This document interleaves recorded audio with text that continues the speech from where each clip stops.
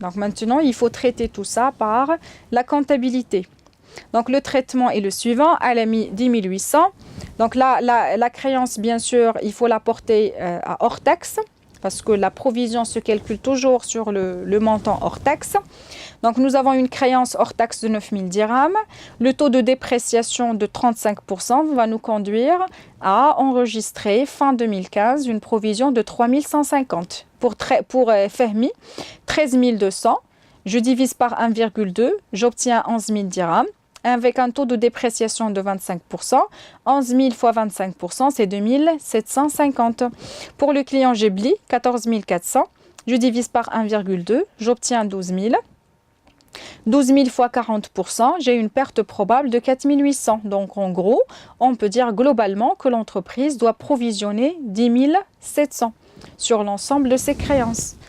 Parce qu'il s'agit d'une perte probable, dépréciation, un risque de non-remboursement. Donc bien sûr, avant de faire tout ça, il faut procéder au reclassement. Parce que depuis, bien sûr, à partir des premiers signes de non-solvabilité, l'entreprise doit porter une attention particulière à ses créances en les reclassant. Quand je reclasse, donc je signifie par la comptabilité que c'est un client maintenant qui présente des signes de non-solvabilité probables. Donc je reclasse la valeur, d'accord, de mes créances. Donc ici 10 800 plus 13 200 plus 14 400. Je procède au reclassement et par la suite je provisionne selon bien sûr le calcul qui a été déjà effectué. 10 700, 10 700.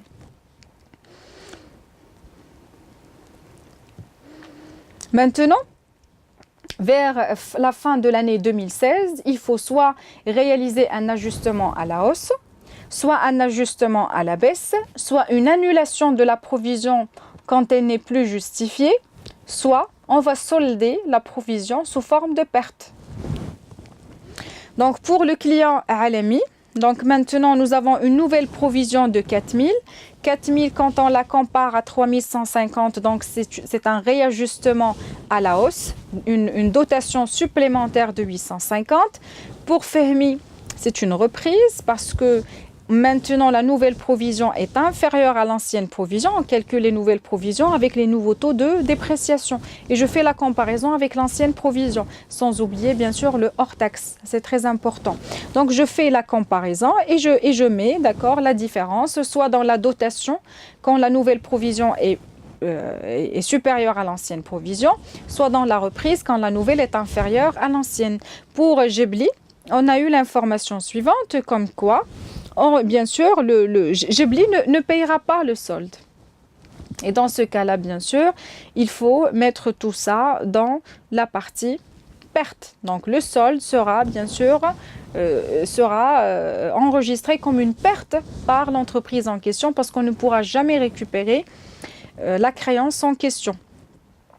Pour Shreibi, donc on a une créance initiale de 12 000 dirhams.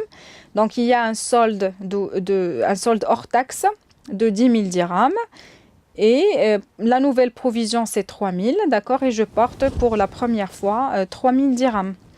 Pour l'entreprise Drilom, donc 15 600, d'accord, 15 600 divisé par 1,2, c'est 13 000, d'accord, et on nous a dit que les 13 000 ne seront jamais récupérés par l'entreprise, donc il faut les considérer comme une perte. Donc j'essaie d'additionner l'ensemble des provisions supplémentaires et l'ensemble des reprises pour pouvoir porter les écritures comptables. Donc en gros, on aura à faire ça. Reclassement du compte client Shreibi pour 12 000 dirhams parce que Shreibi est devenu pour la première fois douteux, d'accord, il présente pour la première fois des signes de non-solvabilité. Constatation d'une provision pour dépréciation du compte client de 3 850, reprise sur provision pour dépréciation du compte client de 6 900. On constate une perte sur créance irrécouvrable de 4 500.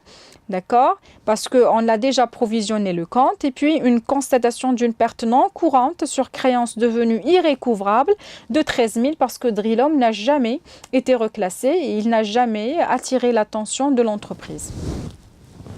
Donc voilà, et on essaie de comptabiliser l'ensemble, d'accord, des observations réalisées sur le portefeuille client de cette entreprise. Donc sans oublier l'annulation de la TVA sur, bien sûr, les pertes enregistrées, que ce soit pour les pertes courantes ou les pertes non courantes enregistrées par cette entreprise.